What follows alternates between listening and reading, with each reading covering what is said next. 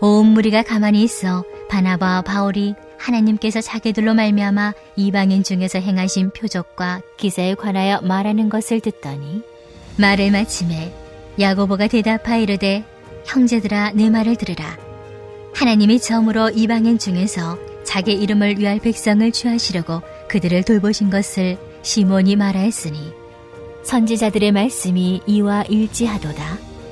기록된 바 이후에 내가 돌아와서 다윗의 무너진 장막을 다시 지으며 또 그 허물어진 것을 다시 지어 일으키리니 이는 그 남은 사람들과 내 이름으로 일컬음을 받는 모든 이방인들로 주를 찾게 하려 함이라 하셨으니 즉 예로부터 이것을 알게 하시는 주의 말씀이라 함과 같으니라. 그러므로 내 의견에는 이방인 중에서 하나님께로 돌아오는 자들을 괴롭게 하지 말고 다만 우상의 더러운 것과 음행과 목며 죽인 것과 피를 멀리하라고 편자는 것이 옳으니 이는 예로부터 각 성에서 모세를 전하는 자가 있어 안식일마다 회당에서 그 글을 읽음이라 하더라. 이에 사도와 장로와 온 교회가 그 중에서 사람들을 택하여 바울과 바나바와 함께 안디옥으로 보내기를 결정하니 곧 형제 중에 인도자인 바사바라 하는 유다와 실라더라. 그 편에 편지를 붙여 이르되 사도와 장로된 형제들은 안디옥과 수리아와 길리기아에 있는 이방인 형제들에게 문안하노라. 들은즉 우리 가운데서 어떤 사람들이 우리의 지시도 없이 나가서 말로 너희를 괴롭게 하고 마음을 혼란하게 한다 하기로 사람을 택하여 우리 주 예수 그리스도의 이름을 위하여 생명을 아끼지 아니하는 자인 우리가 사랑하는 바나바와 바울과 함께 너희에게 보내기를 만장일치로 결정하였노라. 그리하여 유다와 실라를 보내니 그들도 이 일을 말로 전하리라.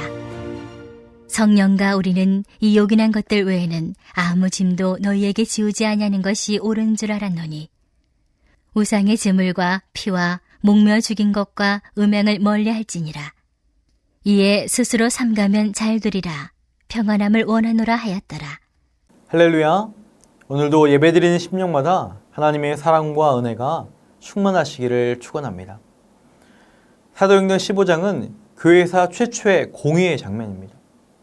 이 공의의 주제는 할례에 관한 문제였습니다. 이것이 자칫 유대인과 이방인들 간에 큰 문제로 번질 수도 있었지만 초대교회의 성숙한 대처로 오히려 연합이 일어나고 복음이 확장되는 놀라운 계기가 되었습니다. 오늘 말씀을 통해 우리 교회와 성도가 본받아야 될 이 성숙한 신앙인의 모습을 함께 나누기를 원합니다. 어제까지 말씀에서 이방인 할례 문제에 대해 베드로의 변론이 있었습니다. 베드로는 그가 누구든지 유대인이 되었든 이방인이 되었든 차별이 없이 예수님의 은혜로 구원받는다는 것입니다. 이것이 베드로 논지의 핵심이었습니다. 그리고 베드로의 연설로 온 회중이 잠잠해지자 이제는 바나바와 바울이 전도 여행에 대한 선교 보고를 이어나갑니다. 이때에도 회중은 집중해서 그들의 선교 보고를 경청합니다. 그리고 이어서 야고보도 논증을 시작합니다. 여러분, 지금 교회사에 나타난 최초의 공의의 과정을 우리가 보면 서로를 존중하며 경청하는 모습으로 나아가고 있습니다. 그들은 결코 서두르지 않고 있습니다. 서로가 하는 이야기를 끝까지 듣고 있습니다. 그들 안에 의견이 다를 수도 있고 개인이 생각하고 하고자 하는 말도 많겠지만 서로를 존중하며 경청하는 모습을 보이고 있습니다. 여러분, 이 점이 참으로 중요합니다. 이런 경청의 태도가 갈등을 해결하는 출발점이 되기 때문입니다. 그러므로 우리의 공동체도 우리의 이야기만을 관철시키는 모습이 아니라 서로를 존중하며 경청하는 성숙한 모습이 있기를 간절히 소망합니다. 다시 말씀으로 돌아가면 베드로의 변론과 바나바와 바울의 선교 보고에 이어서 야고보가 이야기를 이어가고 있습니다. 여기서 야고보는 예수님의 동생 야고보입니다. 야고보는 지금까지 나온 모든 의견을 취합하고 선지서 아모스의 말씀을 통해서 결정을 내립니다. 즉 하나님께서 구약의 선지자 아모스를 통해 말씀하시기를 이방인을 하나님의 백성으로 택하셨다라는 것입니다. 이방인이 복음으로 구원받는 것이 구약으로부터 예언된 하나님의 뜻이라는 것입니다. 이렇게 야고보는 이방인 구원에 관한 문제를 성경에 근거하여 결정하며 선언하고 있습니다. 마찬가지로 우리가 교회만이 아니라 우리의 가정에서, 우리의 삶에서 하나님의 뜻을 분별할 때 우리에게 필요한 분명한 기준은 오직 하나님의 말씀인 줄 믿습니다. 세상의 합리성과 이 땅의 많은 전문가들의 타락한 논리와 많은 사람들의 경험으로 우리의 뜻을 결정하는 것이 아니라 하나님의 말씀을 통해 하나님의 뜻을 분별하며 하나님을 따라가는 말씀의 사람이 되기를 간절히 소망합니다. 그리고 이어서 야고보는 신앙 문제와 문화 문제를 구분하며 이야기하고 있습니다. 다른 표현으로 본질의 문제와 비본질의 문제를 구분하며 이야기합니다. 사실 여러분, 이 본질, 진리에 관한 것에 대해서는 우리가 성경을 통해 분별하기가 어렵지 않습니다. 성경이 말씀하는 진리는 분명하기 때문입니다. 변하지 않는 절대적인 것이기 때문입니다.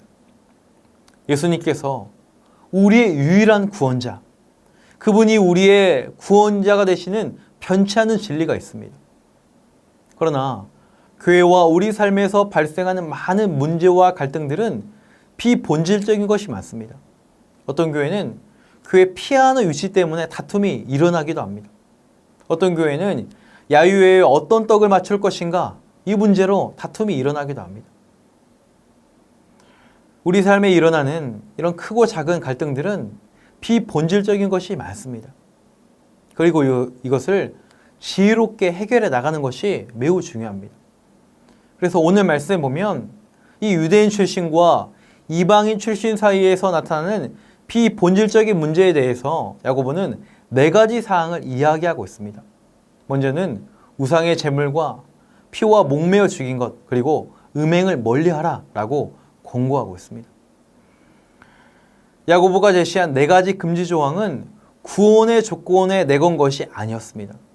그것은 하나님을 믿는 성도들이 지켜야 될 기본적 신앙 윤리로 권고한 것이었습니다.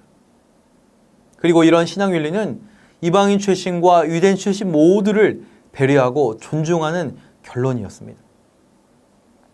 마치 한국 기독교가 초기에 선교사님들이 들어와서 술과 담배를 금지한 것과 같은 맥락입니다. 먼저 야고보는 더러운 음식을 멀리하도록 권고합니다. 당시 그리스 로마 사회에서 시장에 있는 음식들은 상당수가 우상 숭배에 사용되었던 것들이 많았습니다. 야고보는 이런 음식을 먹지 말 것을 권고하고 있습니다. 그러나 우리가 알고 있듯이 우상에게 바쳐진 이 제물을 먹는 것은 아무런 문제가 없습니다. 바울이 고린도전서와 로마서에서 거듭 이야기하고 있듯이 그것은 아무것도 아니라는 거예요. 왜냐하면 우상은 실체가 없기 때문에, 우상은 살아있지 않기 때문에 그 음식도 아무것도 아니라는 것입니다. 세상에 있는 모든 음식들은 다 하나님께서 만드신 것이기에 그러므로 해로울 것이 없이 우리가 먹을 수 있다라는 거예요. 신자가 신앙 안에 굳건히 서 있다면 무엇을 먹든지 상관이 없습니다. 그러나 바울이 덧붙여서 이야기하는 것이 무엇입니까? 모든 것이 가하나 모든 것이 유익한 것이 아니요 모든 것이 가하나 모든 것이 덕을 세우는 것이 아니니 라고 이야기합니다. 그리고 이어서 고백하기를 만일 음식이 내 형제를 실족하게 한다면 나는 영원히 고기를 먹지 않겠다라고까지 이야기합니다. 이는 무슨 의미가 있습니까? 우상의 제물로 바쳐진 것을 먹는 것은 신앙에 아무런 문제가 없지만 만일 믿음이 연약한 사람이 볼 때 그것으로 시험에 든다면 나는 그 사람을 위해서 고기를 먹지 않겠다라는 것입니다. 로마서 14장 17절에 보면 바울이 아주 중요한 표현을 사용하고 있습니다. 하나님의 나라는 먹는 것과 마시는 것이 아니요 오직 성령 안에 있는 의와 평강과 희락이라. 먹는 것, 마시는 것보다 더 중요한 것은 성령 안에서 의를 이루고 평화를 도모하며 함께 기뻐하는 것, 이것이 하나님의 뜻이라는 것입니다. 이외에도 야고보가 말한 다른 사항들도 마찬가지입니다. 서로 다른 사람들을 배려하고 있습니다. 유대인 출신과 이방인 출신들을 존중하며 그들을 이해하고 있습니다. 그것이 구원에 관련된 규정이 아니라면 서로를 배려하고 하나가 되기 위해서 서로 존중하는 것이 중요하다는 것이죠. 17세기 도미니스 대주교의 선언이 우리에게도 필요합니다.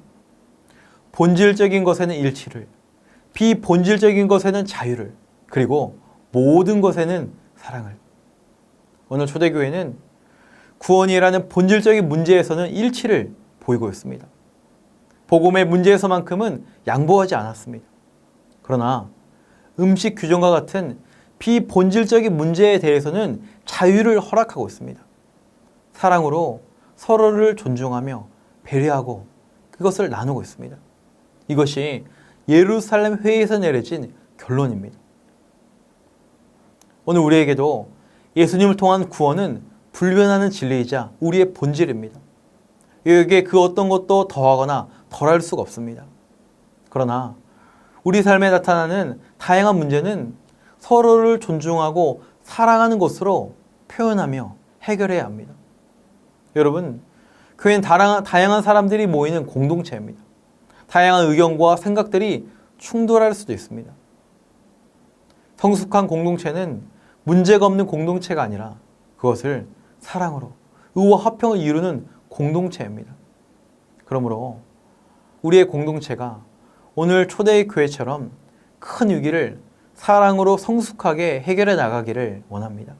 그래서 초대교회가 문제를 잘 극복함으로 복음이 더욱 힘있게 열방에 증거된 것처럼 우리 안에 있는 문제들을 하나님의 사랑으로 잘 해결해 나감으로 우리 안에 하나님의 은혜가 더욱 풍성하고 하나님의 기쁨이 되어지고 하나님의 뜻을 더욱더 이루는 믿음의 공동체, 성숙한 공동체가 되기를 예수님의 이름으로 간절히 소망합니다. 말씀을 기억하며 함께 기도하기 원합니다. 우리의 공동체에 경청의 자세가 있게 하시고 말씀이 기준이 되어 모든 일을 결정하게 하옵소서. 우리 안에 크고 작은 문제들을 사랑과 배려와 존중으로 해결해 나가는 성숙한 믿음의 공동체가 되게 하옵소서. 다음 세대 여름 신앙훈련을 통해 살아계신 주님을 뜨겁게 만나게 하시고 해외 단기 선교를 통해 하나님 나라 복음을 전하는 선교사의 사명을 감당하게 하옵소서.